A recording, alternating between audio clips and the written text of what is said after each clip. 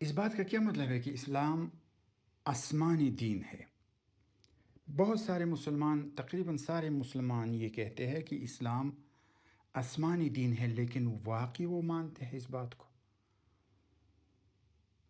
بہت سارے لوگ اس بات کو نہیں مانتے۔ اسلام آسمانی دین ہے کا مطلب یہ ہے کہ اسلام وہ چیز ہے جو آسمان سے آئی ہے، وحی کی شکل میں، اور وحی اس وقت محفوظ ہے صرف دو صورتوں میں: قرآن جو کہ کتاب اللہ ہے، اور حدیث الرسول صلی اللہ علیہ وسلم۔ یہی دین ہے۔ کچھ بھی ہو اس دنیا میں، کچھ بھی کسی بھی صورت میں جو چیز اس دنیا میں پیدا ہوئی ہے وہ دین کا حصہ نہیں ہے، وہ دین نہیں ہے، چاہے اس کا کوئی بھی نام ہو، اس کا نام اجتہاد ہو، یا اس کا نام قیاس ہو، یا اس کا نام اجماع ہو، یا جو بھی ہو نام۔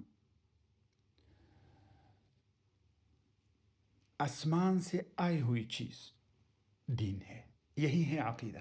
رب العالمین نے فرمایا سورہ الاعراف آیت نمبر 3 میں، اتبعوا ما انزل الیکم، اتباع کرو ما انزل، اس چیز کے جو نازل ہے، نازل شدہ چیز کی اتباع ہم پر لازم ہے۔